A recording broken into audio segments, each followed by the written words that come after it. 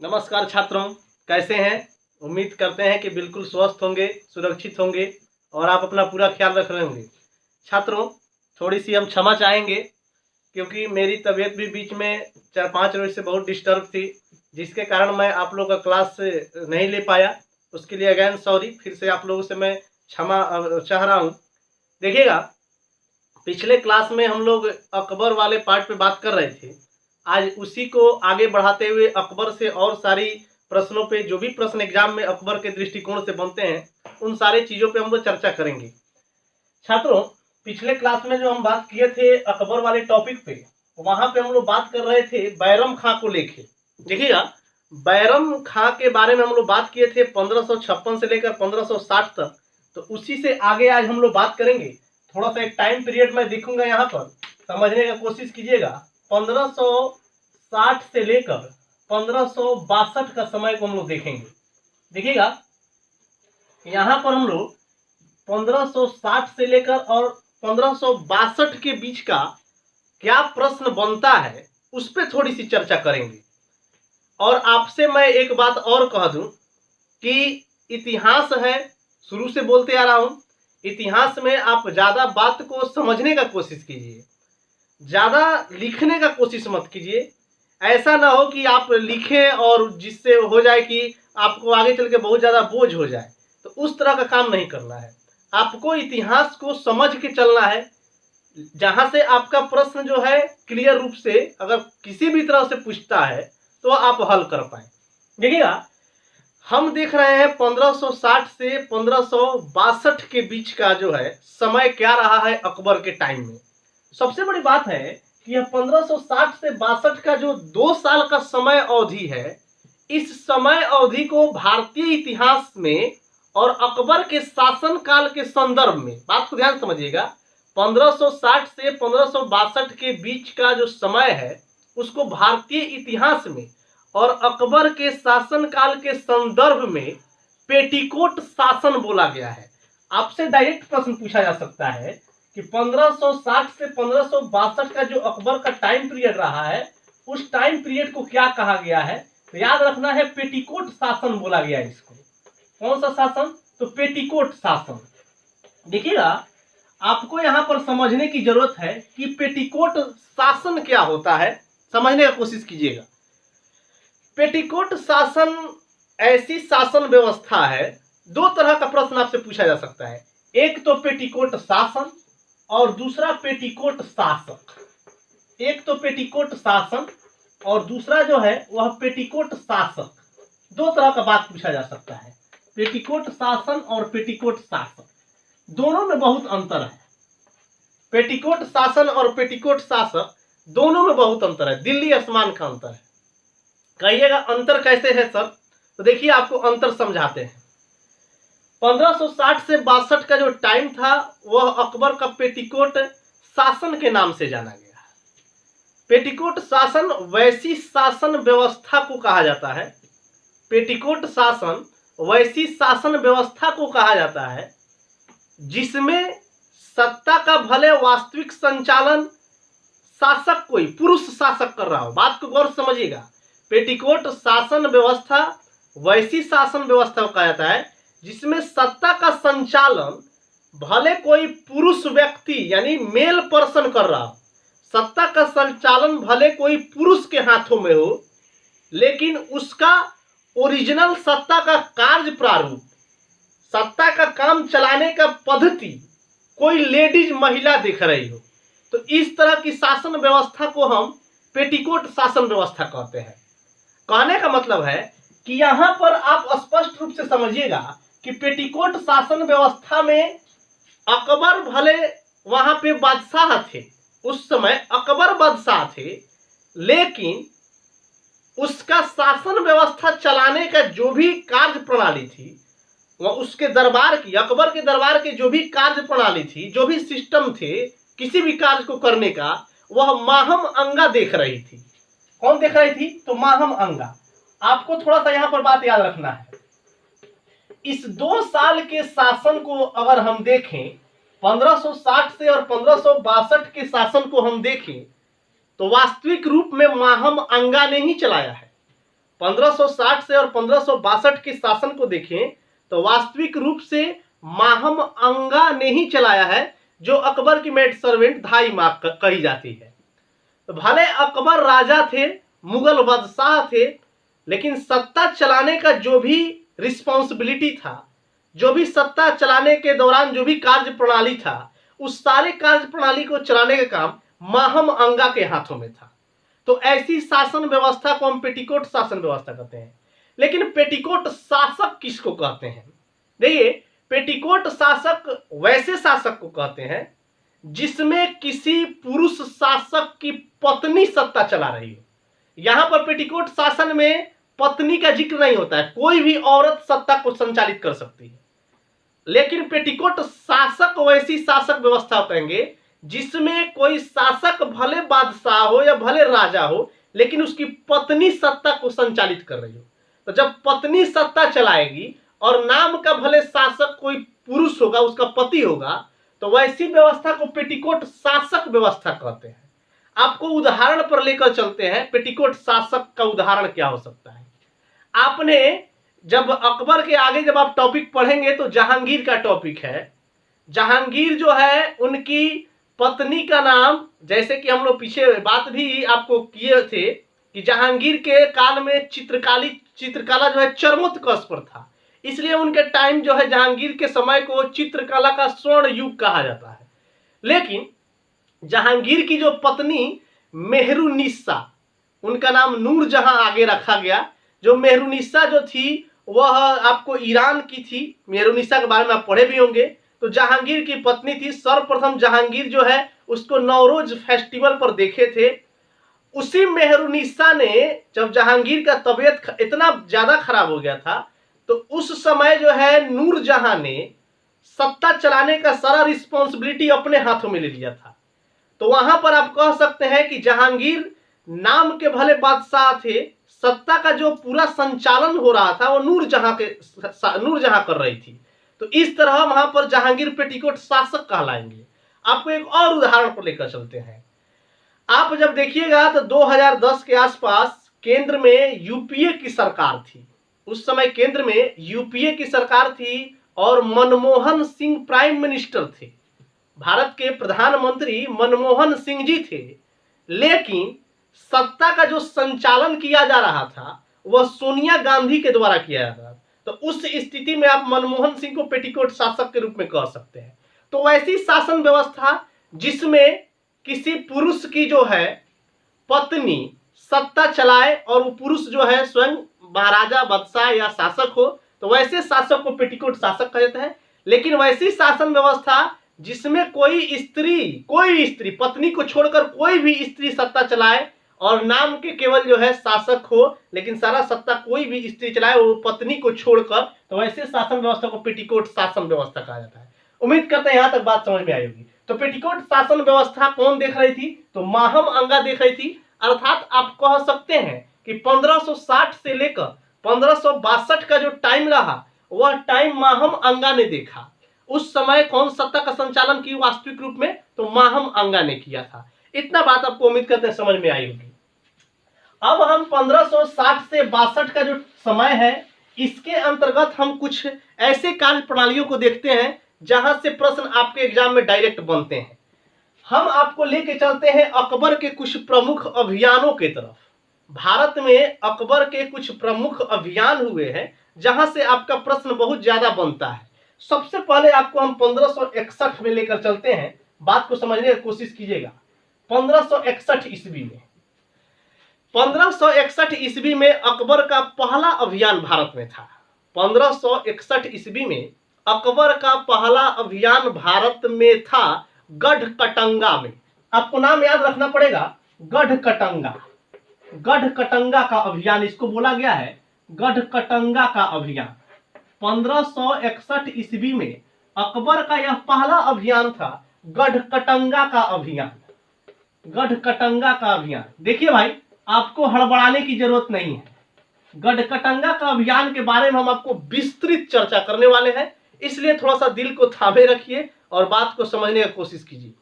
1561 में अकबर का फर्स्ट अभियान था जो गढ़कटंगा का अभियान के नाम से जाना गया है। गढ़कटंगा जो जगह है यह मध्य प्रदेश में पड़ता है। आपसे अगर कभी प्रश्न पूछ दिया जाए तो याद रखना है गढ़कटंगा कहाँ पड़ता है, एमपी में एक जगह है, पैलेस का नाम है। और गढ़कटंगा की जो राजधानी थी, आपसे अभी कभी पूछ दे, गढ़कटंगा की जो राजधानी थी वह चौरागढ़ थी। गढ़कटंगा की जो राजधानी थी उसका नाम चौरागढ़ है। गढ़कटंगा की राजधानी जो थी उसका नाम चौरागढ़ है। देखिएगा ये चौरागढ़ भी एमपी में पड़ता है, ये भी बात याद रखना है। यहाँ का शासक जो थे उनका नाम जो था वह संग्राम जो है सिंह था, ऐसे कह सकते हैं, अमनदास या संग्राम राज। गढ़कटंगा के जो शासक थे, आपको यहाँ पर यह बात याद रखना पड़ेगा, गढ़कटंगा के जो शासक थे, शासक उनका नाम अमनदास था। गढ़कटंगा के जो शासक थे उनका नाम क्या था, अमनदास था। और आपको एक और बात बता दे, इन्हीं अमनदास को जो है, इन्हीं अमनदास को संग्राम राज भी कहा जाता है, संग्राम शाह, संग्राम शाह। इन्हीं अमनदास का एक और नाम मिलता है जिनको संग्राम शाह भी बोला जाता है। तो आप यहां पर क्लियर रहिएगा कि गढ़कटंगा के शासक अमनदास, अमनदास का एक और निक नेम उपनाम क्या था, तो संग्राम शाह था। और इस अमनदास यानी संग्राम शाह के पुत्र थे, उनका नाम चंद्र शाह था। आपको यह भी बात याद रखना है, संग्राम शाह के एक पुत्र थे, उनका नाम चंद्र शाह था, चंद्र शाह। देखिएगा कहानी क्या है, संग्राम शाह के जो लड़के थे उनका नाम चंद्र शाह था। और चंद्र शाह की जो पत्नी थी, चंद्र शाह की पत्नी जो थी, इनका नाम दुर्गावती था। चंद्र शाह की पत्नी जो थी, इनका नाम आपको यहां पर मैं लिख दे रहा हूं, चंद्र शाह की पत्नी जो थी, चंद्र शाह की पत्नी, इनका नाम दुर्गावती था। चंद्र शाह की पत्नी का नाम दुर्गावती था। देखिएगा अब आपको थोड़ा सा यहाँ पे कहानी समझना है। मैंने कहा 1561 में अकबर का पहला अभियान भारत में था। भारत में कहाँ था, तो गढ़कटंगा में था। गढ़कटंगा कहाँ पड़ता है भाई, तो मध्य प्रदेश में पड़ता है। गढ़कटंगा की राजधानी कैपिटल कहाँ थी, चौरागढ़ में थी। गढ़कटंगा के शासक कौन थे, तो अमनदास या संग्राम शाह, उन्हीं का नाम था। अमनदास या संग्राम शाह के पुत्र का नाम क्या था, तो चंद्र शाह था। चंद्र शाह की पत्नी का नाम क्या था, तो दुर्गावती था। अर्थात यहां पर आप कह सकते हैं कि अमनदास की बहू, अमनदास की बहू का नाम दुर्गावती था। और यह दुर्गावती जो है यह चंदेल के महोबा, आपको याद रखना है, महोबा में चंदेल शासकों के घराना से बिलोंग करती थी। दुर्गावती जो थी, कभी यह आपसे प्रश्न पूछ ले तो याद रखना है दुर्गावती कहां से बिलोंग करती थी, तो महोबा मध्य प्रदेश में भी जगह है भाई। महोबा कहां है, मध्य प्रदेश में। उसी महोबा के चंदेल शासकों की पुत्री है। अब आपके मन में चंदेल शासकों से एक और प्रश्न बराबर पूछा जाता है, एग्जाम में आता है। कालिंजर में जो है, याद रखिएगा, खजुराहो में प्रसिद्ध जैन मंदिर का निर्माण, खजुराहो मध्य प्रदेश में जगह है, खजुराहो में प्रसिद्ध जैन मंदिर का निर्माण चंदेल शासकों ने ही कराया है। और यशो बर्मन नामक व्यक्ति ने खजुराहो में चंदेल मंदिर का निर्माण कराया है। तो आपको यहाँ क्लियर है कि यह वही दुर्गावती जो है महोबा से आती है। महोबा जो है मध्य प्रदेश में है, वहीं महोबा के चंदेल शासकों की यह पुत्री बचाई जाती है, दुर्गावती। अमनदास इसके ससुर थे और अमनदास का लड़का चंद्र शाह था, अर्थात चंद्र शाह की पत्नी दुर्गावती थी।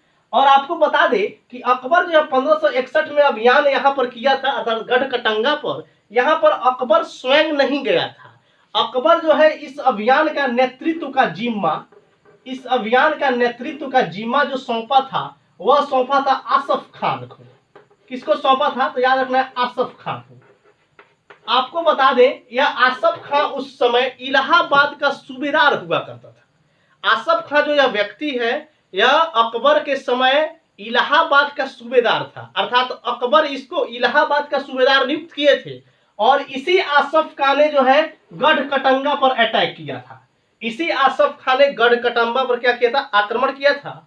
और वहां पर अमनदास की मृत्यु हो चुकी थी, अमरदास के पुत्र चंद्र शाह की भी डेथ हो चुकी थी। तो वहां पर दुर्गावती जो है गढ़कटंगा का शासन चला रही थी।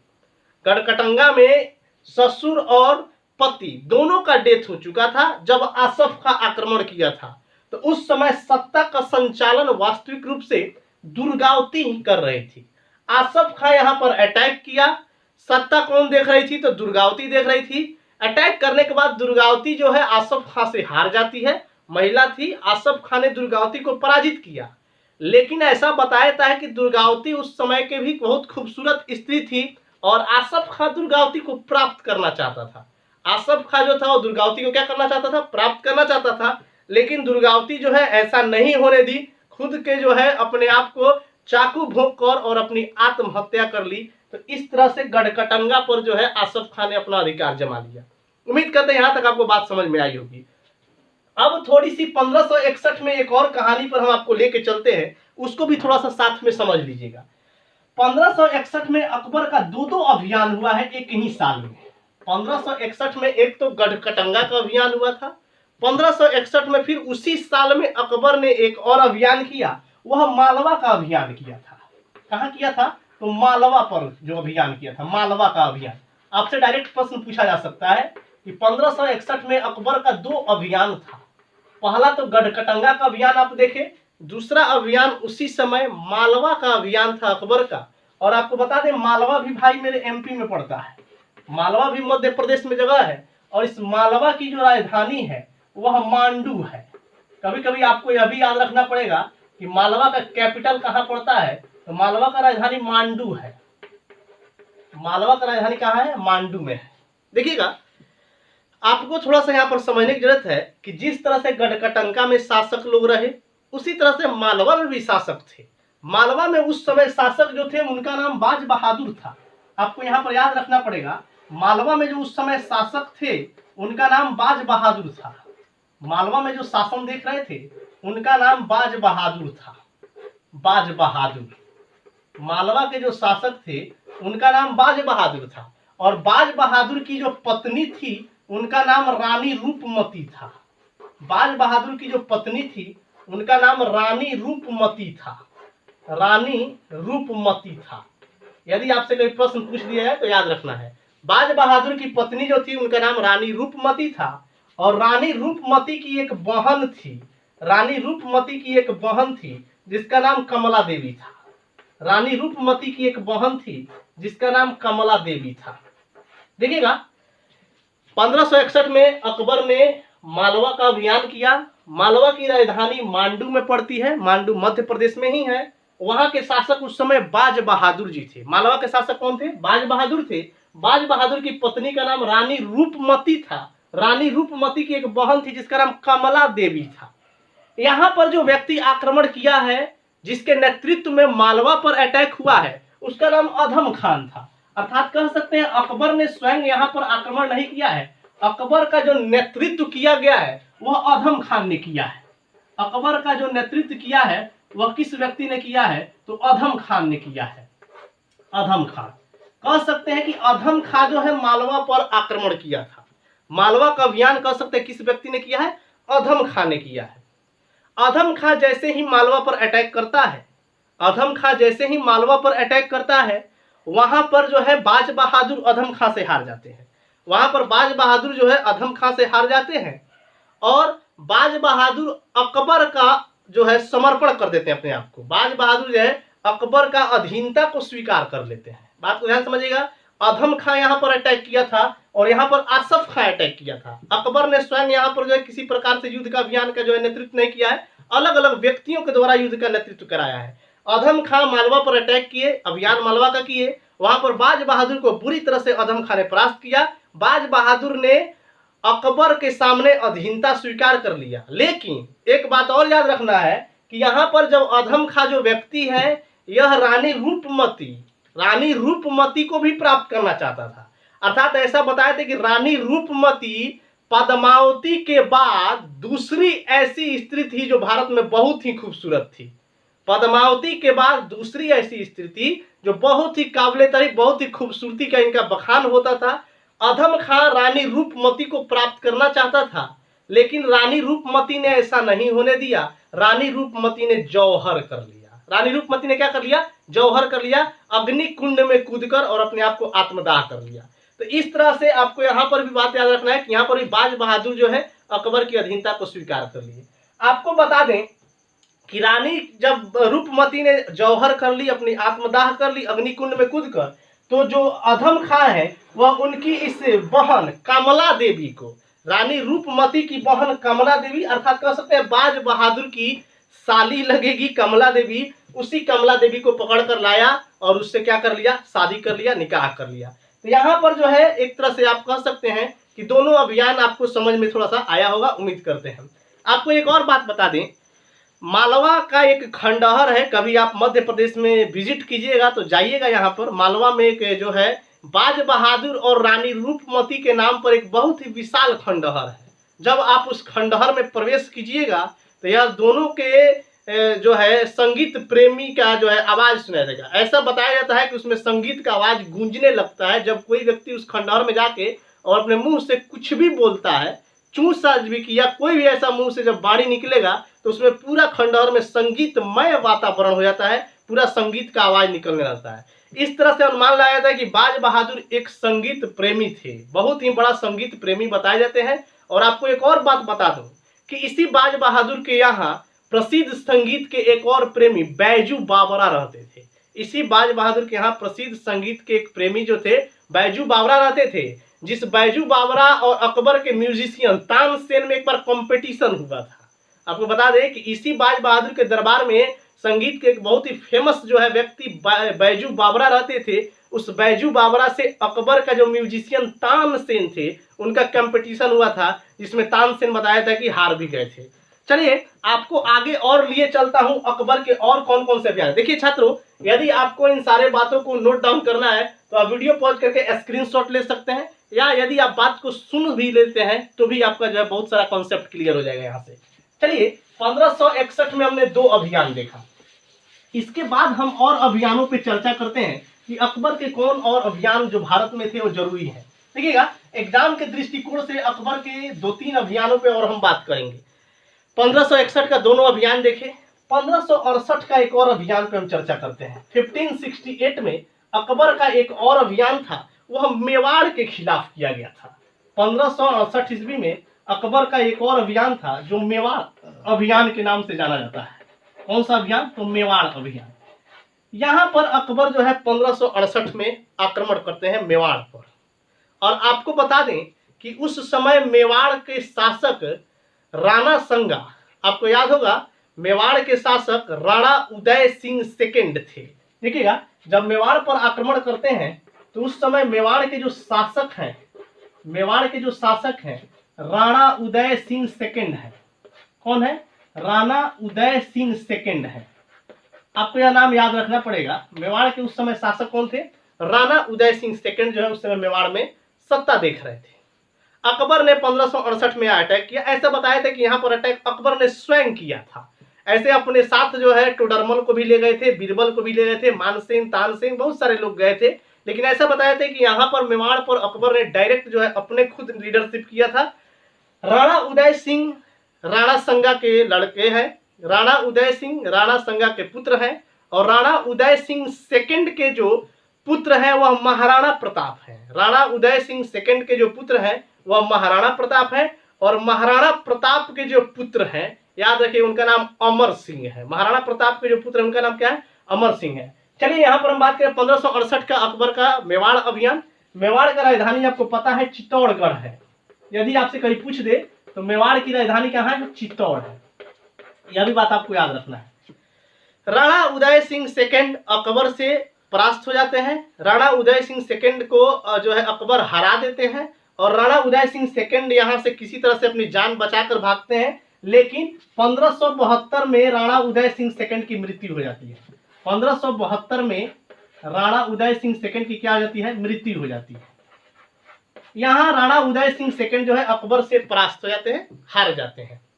अब वहां पे जो 1572 में राणा उदय सिंह सेकंड की मृत्यु हो जाती है तो इनके पुत्र, मैंने बताया महाराणा प्रताप जो है मेवाड़ के अगला शासक बनते हैं। 1572 में राणा उदय सिंह सेकंड के मृत्यु के बाद उसी समय मेवाड़ का अगला शासक जो बनते हैं वह महाराणा प्रताप बनते हैं। मेवाड़ का अगला शासक जो बनते हैं वह महाराणा प्रताप बनते हैं। कौन बनते हैं? महाराणा प्रताप। देखिए महाराणा प्रताप से आपको थोड़ा सा एक और अजूबा बात बता दूं। यह महाराणा प्रताप जो है सिसोदिया वंश के 54वें राजा है। आपको याद रखना है, महाराणा प्रताप जो है सिसोदिया वंश के 54वां राजा बताए जाते हैं। सिसोदिया वंश के कौवे राजा है या 54वां राजा है।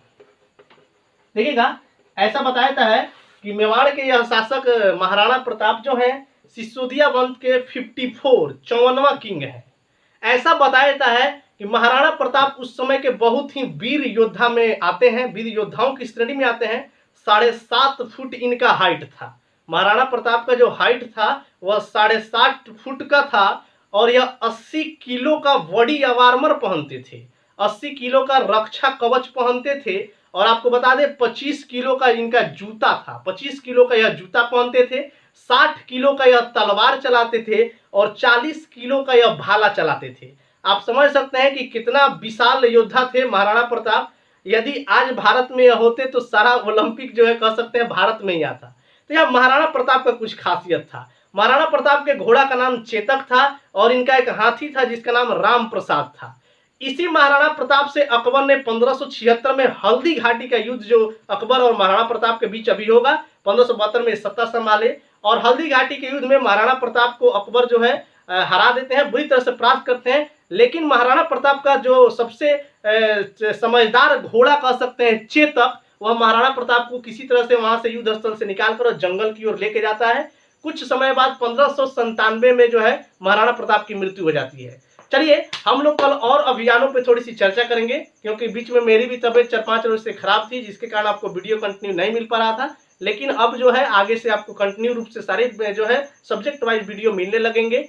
तो फिर हम लोग आज लेते हैं विदा, कल मिलते हैं छोटे से ब्रेक के बाद। लेकिन भाई जाते जाते आपसे एक और मेरा नम्र निवेदन है, एक रिक्वेस्ट है कि प्लीज मेरे द्वारा पढ़ाया गया कंटेंट आपको पसंद आता है, मेरी पढ़ाई आपको समझ में आती है, तो प्लीज एंड प्लीज बहुत सारे लोगों को शेयर कीजिए और लाइक कीजिए, वीडियो को सब्सक्राइब कीजिए और आप अपना सुझाव मुझे कमेंट बॉक्स के माध्यम से भेजिए ताकि मैं उसको देखूं और उस पर और सारी जो है अपना जो है परिवर्तन ला सकूं।